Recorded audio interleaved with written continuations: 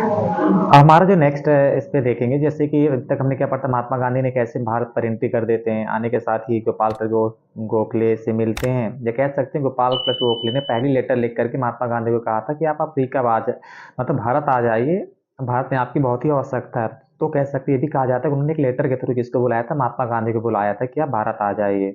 और आने के साथ ही ये क्या करते हैं, भारत भ्रमण का अपना प्लान बनाते हैं पूरी तरह से, और गोपाल कृष्ण गोखले इनको सजेस्ट करते हैं कि आप पहले भारतीयों को जान लीजिए, इसलिए क्या करते हैं भारत भ्रमण पर जाते हैं। तो जैसे ही जाते हैं तो पहला इनका जो एंट्री मारते हैं वो बनारस हिंदू विश्वविद्यालय, उस समय जो बीएचयू के नाम से जानते हैं, उस समय इसका क्या हो रहा था, इनॉग्रेशन चल रहा था। इन फरवरी 1916 कहते हैं महात्मा गांधी कहते invited as the chief guest opening ceremony of BHU, यानी कि चीफ गेस्ट के रूप में इनको क्या किया गया था, इनवाइट किया गया था, कहाँ, बनारस में इनको इनवाइट किया गया।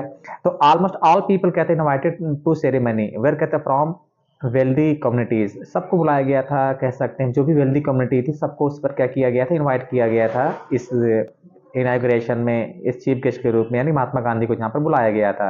वहाँ पर सारे वेल्दी फैमिली, कह सकते हैं वेल्दी कम्युनिटी पूरी बैठी हुई थी। व्हेन इट वाज कहता है गांधी टर्न टू, कहता है बिलीव स्पीच, जब क्या करते हैं, जब महात्मा गांधी का टर्न आता है स्पीच देने का, तो वो सो द कहता है रिटर्न टॉक अबाउट हिज, कहता है admiration of the respect of the people, like कहता है अदर पीपल। तो उन्होंने कुछ प्रशंसा, कोई कॉमन सी बात होती है जब कोई स्पीच देने आता है तो ये कैसे स्टार्ट करता है, अच्छा ही बताता है पहले, जो जिसने जैसा काम किया है बहुत अच्छा दिखाने की कोशिश करता है। लेकिन महात्मा गांधी कुछ ऐसा नहीं करते, वो अच्छा नहीं बोलते, वो क्या करते हैं क्रिटिसाइज करना चालू कर देते हैं लोगों को। सो ही कहते डिडंट टॉक अबाउट द, कहते हैं एडमिरेशन, वो प्रशंसा नहीं करते। He said that I don't understand, कहते व्हाट टू से, वो कहते मैं कुछ समझ नहीं पा रहा हूँ कि मैं क्या कहूँ इन दिस, कहता है मीटिंग फुल ऑफ, कहते हैं रिच, कि सब कुछ यहाँ पर कौन बैठा हुआ, सारे रिच बैठे हुए हैं, मैं किसके विषय में बताऊँ यहाँ पर, रिच के विषय में। इन दिस कहता है मीटिंग फुल ऑफ, कहता है रिच, बिकॉज द मोस्ट, कहता है इंपॉर्टेंट पीपल ऑफ कंट्री के, यही सबसे इंपॉर्टेंट पीपल है हमारे कंट्री के। The poor people are not there, क्योंकि वहां पर क्या था, कोई पुअर पीपल नहीं था, इसलिए क्या करते हैं, इसको क्रिटिसाइज करते हैं पूरी तरह से। वो चाहते थे कि यहाँ पर क्या पुअर पीपल भी होते।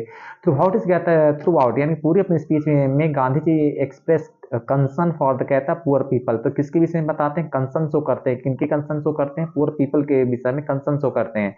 एंड वेयर इट इज, कहाँ है, ऑलमोस्ट कहता है इम्पॉसिबल टू गेट, कहता है इंडियन फ्री, कहता है विदाउट पुअर एंड, कहता है फार्मर, कहता है ये बहुत ही मुश्किल होगा भारतीयों को आज़ाद करा पाना। कैसे आज़ाद करा पाना, जब तक कि पुअर ही फ्री नहीं होंगे तो हम कैसे इनको आज़ाद करा सकते हैं। तो इस तरह महात्मा गांधी का पूरा क्या था, ये अपने स्पीच में क्या करते हैं, पूरी तरह से क्रिटिसाइज करते हैं। किनको क्रिटिसाइज करते हैं, जो भी कह सकते हैं अपर सेक्शन के, जिन्होंने ऐसा ऐसा पुअर को इनवाइट नहीं किया था, उन सबको क्या करते हैं, वो अपनी स्पीच के थ्रू क्या करते हैं, ऐसा शो ऑफ कराते हैं, उनको दिखाते हैं।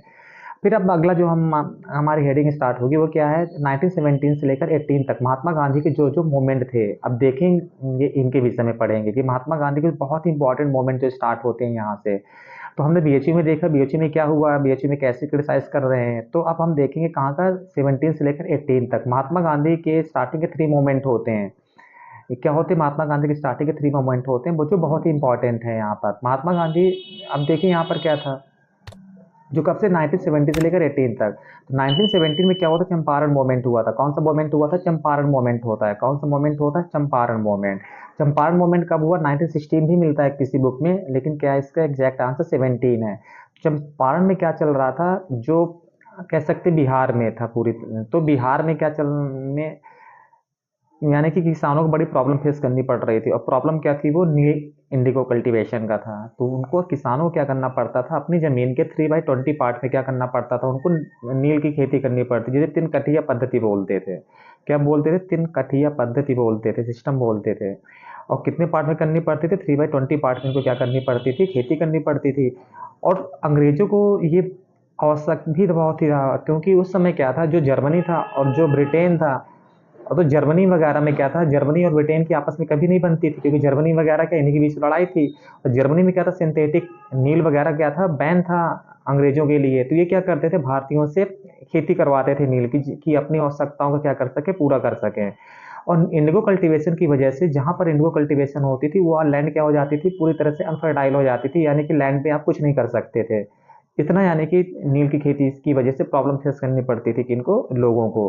तो ये प्रॉब्लम सबसे बड़ी थी। तो किसके कहने पर, तो एक व्यक्ति आते हैं राजकुमार शुक्ल, जो बुक में दिया गया है, वो क्या करते हैं, महात्मा गांधी के पीछे पड़ जाते हैं, क्योंकि वो महात्मा गांधी को जान चुके थे कि कुछ अगर कर सकते हैं तो महात्मा गांधी ही कर सकते हैं।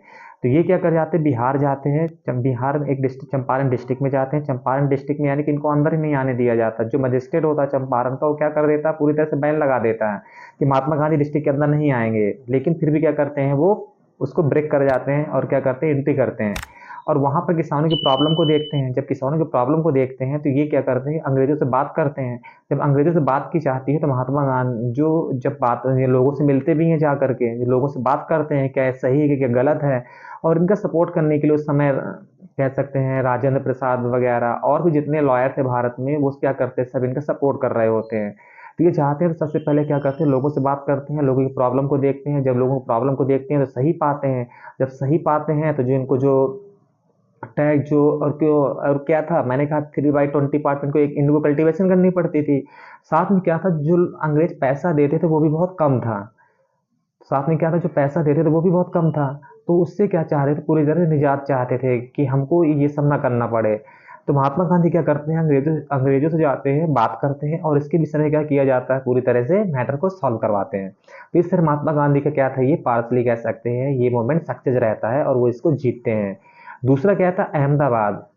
और इसको हम क्या कह सकते हैं, जो महात्मा गांधी की 3 मूवमेंट होती है, इसको हम ट्रिक के थ्रू याद कर सकते हैं। और ट्रिक क्या हमारे केक करके। केक में क्या था, पहले कौन सा मोमेंट स्टार्ट होता है, चंपारण मोमेंट स्टार्ट होता है। कौन सा हुआ, चंपारण मोमेंट। दूसरा कौन सा था, अहमदाबाद। और तीसरा कौन सा, खेड़ा। 17 18 18। चंपारण कहाँ पड़ता है, बिहार में पड़ता है। खेड़ा कहाँ पड़ता है, अहमदाबाद कहाँ पड़ता है, गुजरात में पड़ता है। और खेड़ा कहाँ पड़ता है, गुजरात में पड़ता है। जो मैप पहले यहाँ पर डाला जा चुका है ग्रुप में। तो क्या है, केक। तो महात्मा गांधी क्या खा रहे हैं, यहाँ पर केक खा रहे हैं।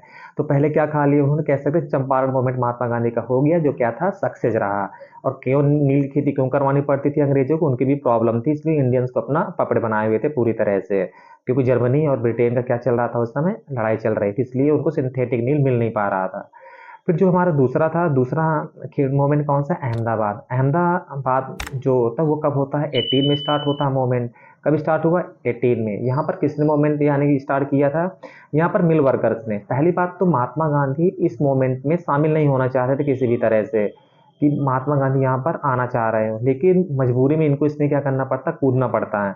क्योंकि यहाँ के लोग और ये मोमेंट जो मिल वर्कर्स होते हैं, ये स्ट्राइक पर बैठ जाते हैं। स्ट्राइक पर क्यों बैठ जाते हैं, क्योंकि उस समय क्या हुआ था, क्योंकि क्या चल रहा था, वर्ल्ड वार चल रहा था। जो वर्ल्ड वार चल रहा था, तो वर्ल्ड वार में अंग्रेजों को बहुत प्रॉफिट, यानी कि जो इन मिल वर्कर्स थे, मिल वर्कर्स से बहुत सारी प्रॉफिट हुई थी। प्रॉफिट कैसे हुई थी, क्योंकि डिमांड बहुत ज़्यादा थी। यहाँ से बहुत सी चीज़ें ब्रिटेन पहुंचाई जा रही थी। तो अच्छी खासी किसको प्रॉफिट हो रही थी, अंग्रेजों को प्रॉफिट हो रही थी। जो जो वर्कर्स मिल के मालिक थे, उनको बहुत प्रॉफिट हो रही थी। जब प्रॉफिट हो रही थी तो इन्होंने क्या कहा कि हमारा बोनस बढ़ा दिया जाए, यानी कि कितना कर दिया, 35% कर दिया जाए। लेकिन जो मिल वर्कर्स थे वो क्या कर रहे हैं, जो ऑनर थे माल फैक्ट्री के, वो कह रहे थे कि आपको 35% नहीं, लेकिन हम क्या इतना करेंगे, आपको 20% आपको हम फैसिलिटी प्रोवाइड करा देंगे, 20% हम आपको दे देंगे। तो यहाँ पर इसकी ही चल रही थी, 35-20 का जो पंगा था, ये चल रहा था, इनके बीच में आपस में लड़ाई चल रही थी। तो महात्मा गांधी जब आते हैं तो महात्मा गांधी इन्वॉल्व नहीं होना चाह रहे थे। तो यहाँ के वर्कर्स क्या हो गए, सारे फास्ट पे बैठ जाते हैं, यानी कि भूख हड़ताल पर बैठ गए यहाँ पर कि हमें 35% चाहिए ही चाहिए। तो जब ये देखते हैं कि वर्कर स्ट्राइक पर बैठ गए हैं, भूख हड़ताल पर बैठ गए हैं, तो महात्मा गांधी भी क्या करते हैं, मजबूरी में एंट्री कर जाते हैं कि ठीक है, मैं भी भूख हड़ताल पर बैठूंगा जब तक आपकी बात को नहीं मान ली जाती। महात्मा गांधी के बैठने के साथ ही ये मूवमेंट क्या कर देता है और सक्सेस की ओर जाने लग जाता है।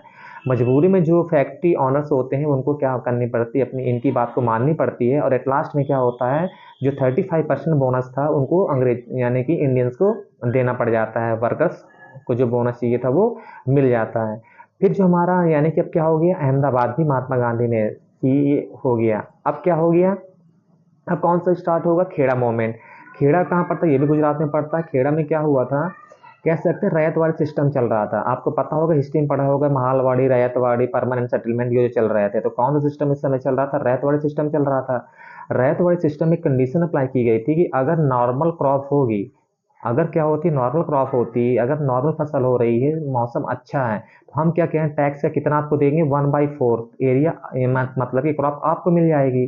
लेकिन 18 में ऐसी कंडीशन हुई कि सूखा वगैरह पड़ चुका था और अंग्रेजों ने क्या कर दिया, टैक्स को हाई कर दिया था। तो अंग्रेज क्या चाह रहे थे, जो रैयत वाले सिस्टम में कहा गया था कि आपको 1/4 दिया जाएगा जब नॉर्मल कल्टीवेशन होगा, लेकिन 18 में नॉर्मल होता ही नहीं है सिस्टम। वो तो क्या हो गया, नॉर्मल था, पूरी तरह से सूखा वगैरह पड़ गया, तो उसकी प्रोडक्टिविटी भी ज़्यादा नहीं होती है। तो यहाँ पर ये कहा गया था कि कि अब क्या होगा, हम आपको टैक्स नहीं पे कर सकते। यहाँ के लोगों ने कहा है, सखेड़ा के लोगों ने। तो ये जब अंग्रेज, तो ऐसे वो अंग्रेज क्या चाह रहे थे, वो कुछ सुनने के लिए रेडी नहीं थे, वो तो टैक्स ही पूरा चाह रहे थे। तो जब महात्मा गांधी की बात पता चलती है तो महात्मा गांधी कहते हैं ठीक है, जिसके पास में जो देने लायक हो वो टैक्स को दे सकता है, और जिसके पास में नहीं है वो फ्री रहे। लेकिन इससे क्या हो जाता है, सारे किसान नाराज हो जाते हैं, वो कहते हैं नहीं कोई टैक्स नहीं देगा। इस तरह तो महात्मा गांधी भी कहते हैं ठीक है, अंग्रेजों से बात करते हैं, एक ट्रिब्यूनल बनाया जाता है जिसमें से कुछ तमाम लोग बैठ जाते हैं इसमें, और वो ट्रिब्यूनल डिसाइड करता है कि जो भी डिसाइड करे वो मानना पड़ेगा। एट लास्ट में ट्रिब्यूनल कहता है ठीक है, लगा इन सबका टैक्स क्या होगा, माफ होगा।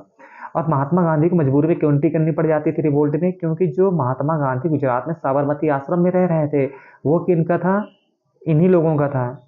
यानी कह सकते हैं फैक्ट्री मालिकों का था अच्छा खासा। इसलिए इनको बीच में एंट्री करनी पड़ जा रही थी, महात्मा गांधी को भी मजबूरी थी यहाँ पर एंट्री करना। तो इस तरह महात्मा गांधी ने क्या कर दिया, केक को खा लिया। इस तरह महात्मा गांधी की स्टार्टिंग की ये तीनों मोमेंट हैं।